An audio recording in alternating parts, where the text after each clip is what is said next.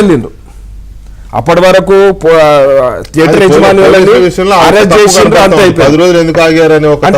ఎందుకంటే సార్ లేదు సార్, అందుకంటే ఆయన స్క్వాష్ పిటిషన్ ఫైల్ చేసిండు. సో స్క్వాష్ పిటిషన్ ఎప్పుడైతే డిస్మిస్ అయ్యిందో, డిస్మిస్ అయిన తర్వాత ఇమ్మీడియట్ పోలీసులు వెళ్ళిండ్రు ఆయన దగ్గరికి.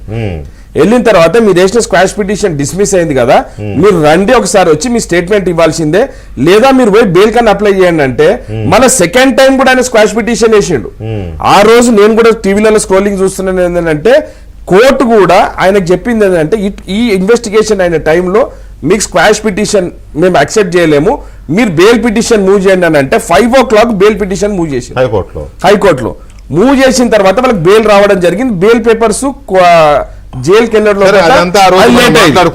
సరే దాని విషయం. తర్వాత ఎప్పుడైతే తొక్కిసాట్లు అయిందో ఇమ్మీడియట్ అల్లు అర్జున్ గారిని అరెస్ట్ చేసిన తర్వాత మేము ఫస్ట్ చూసే వరకు ట్విట్టర్లో కేటీఆర్ గారితో వచ్చింది. ఇంత పెద్ద స్టోరీ రాసింది ఆయన కేటీఆర్. మరి ఆ రేవతి గారు చనిపోయినప్పుడు ట్వీట్ చేయలేదు ఆయన.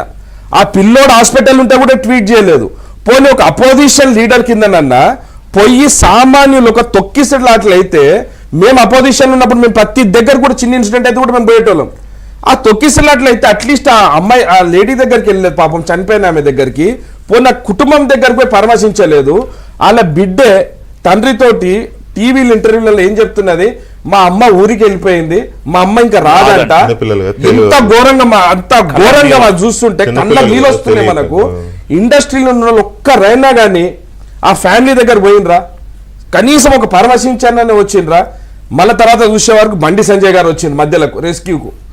ఆయన యూనియన్ హోమ్ మినిస్టర్, ఆయనకు లా మొత్తం తెలిసినాక కూడా అల్లు అర్జున్ అరెస్ట్ చేయడము ఏందో ఇదేదో మనం పెద్ద నాకు అర్థం కాదు ఏంటంటే బండి సంజయ్ గారు వచ్చిండ్రా, కిషన్ రెడ్డి గారు వచ్చిండ్రా, నాకు అర్థం కానిది ఏంటంటే ఎవరైనా విక్రమ్ గారు గుడ్ ఈవినింగ్ అండి.